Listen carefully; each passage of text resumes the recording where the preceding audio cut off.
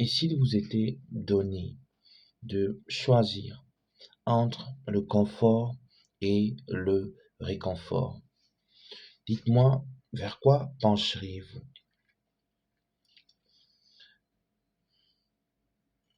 Beaucoup diront que dans la vie, nous avons tous besoin d'un minimum de confort, ce qui est tout à fait vrai.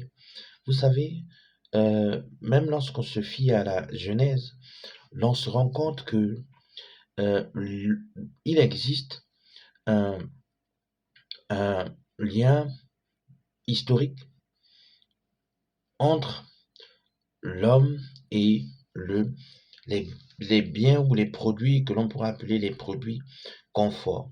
Autrement dit, les produits qui permettent d'améliorer le confort quotidiennement dans la vie de l'homme. Lorsque l'on voit l'histoire d'Adam et Ève, on se rend compte que après avoir créé Adam et avoir tiré Ève de la côte d'Adam, il prit tous les deux tourtereaux et il les plaça au centre du jardin d'Éden.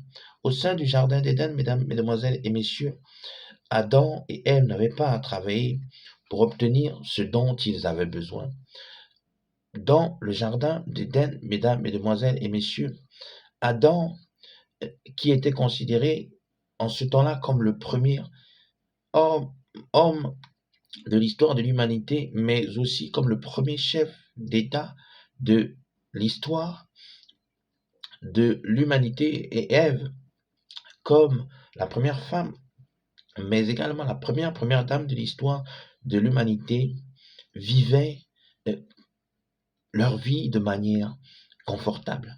Ils n'avaient donc pas à se soucier de ce qu'ils devaient davantage manger. Ils n'avaient pas à se soucier de là où ils pouvaient davantage loger. Ils avaient tout à leur disposition, des ressources du jardin d'Éden à l'ensemble des richesses que ce dernier pouvait davantage produire.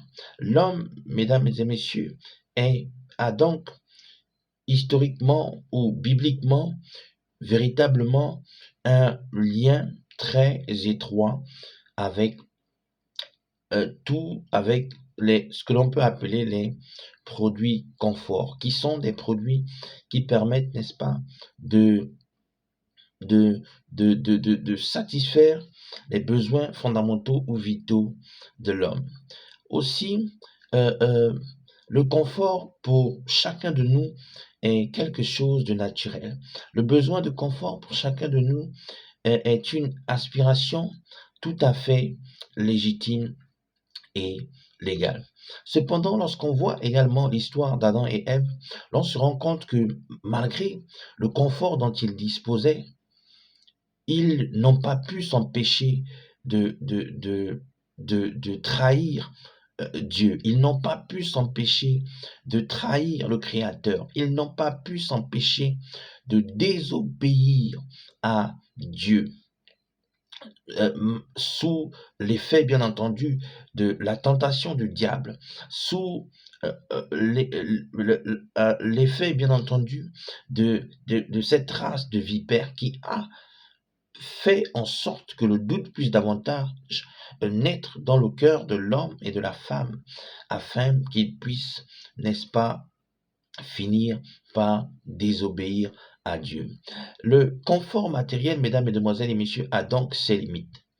Il a ses limites dans le temps et dans l'espace. Le confort matériel, le confort physique, le confort psychologique et même intellectuel, mesdames, mesdemoiselles et messieurs, n'est pas suffisant pour garantir la sécurité de l'homme à long terme. Mais il peut parfois se révéler, bien au contraire, comme étant un obstacle. Voilà pourquoi je crois que, au-delà du confort que l'on peut avoir dans la vie, au-delà des biens matériels que l'on peut avoir dans la vie, au-delà des voitures, au-delà des, des, des- de l'argent que l'on peut avoir dans la vie, qui nous apporte un certain confort, qui nous permettent de jouir d'un certain confort ou d'une certaine forme de confort, nous ne devons pas nous limiter à notre seul besoin de confort. Mais nous devons en réalité chercher à voir au-delà de notre confort.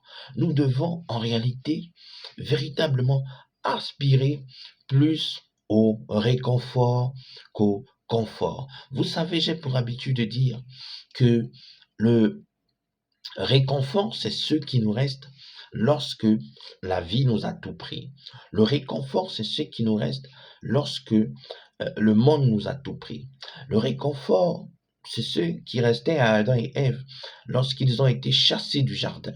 Le réconfort, c'est ce dont Adam et Ève avaient besoin lorsqu'ils se sont éloignés de leur Créateur. Et je crois que si Adam et Ève avaient plus besoin de réconfort que de confort à l'époque où ils ont chuté, à l'époque où ils ont connu la déchéance totale, nous qui sommes leurs descendants avons davantage aujourd'hui besoin en priorité plus de réconfort que de confort. Surtout lorsque nous connaissons la situation économique instable ou les crises économiques instables que beaucoup d'entre nous traversons.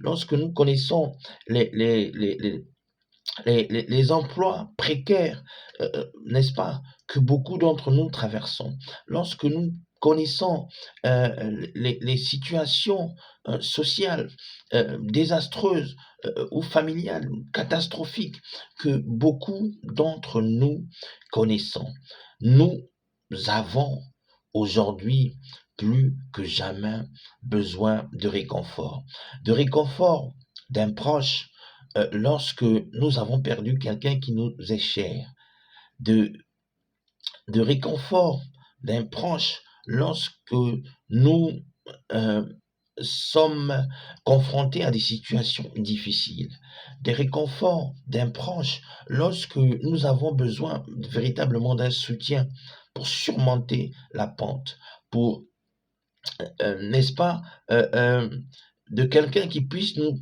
donner des paroles qui nous permettent d'apaiser notre peine, de diminuer nos souffrances, ou encore qui puisse davantage prier pour nous, afin que nous puissions véritablement quitter de, de la situation problématique dont nous nous trouvons et entrer dans un cycle de solutions interminables. Vous savez, mesdames, mesdemoiselles et messieurs, je crois que notre Dieu est un Dieu consolateur, qu'il est, au-delà d'être un Dieu qui nous accorde la prospérité, comme aujourd'hui, comme il a accordé à Adam en son temps, qui nous accorde la sécurité comme il a accordé la sécurité à Adam et Ève en leur temps, qui nous apporte la consolation dans ces moments où nous en avons besoin. Voilà pourquoi je crois que nous devons aujourd'hui plus que jamais nous attacher à ces hommes et ces femmes qui nous apportent leur réconfort, plus leur réconfort que des biens de confort. Nous devons nous attacher à ces hommes et ces femmes qui nous soutiennent dans la prière. Vous savez, j'ai pour habitude de dire que lorsque l'on prend le mot prière, nous pouvons véritablement trouver, lorsque nous prenons la prière, nous pouvons véritablement, à travers la prière, trouver un lot de consolation. Voilà pourquoi je veux inviter quelqu'un aujourd'hui à s'attacher à celui et à celle qui lui apporte le réconfort.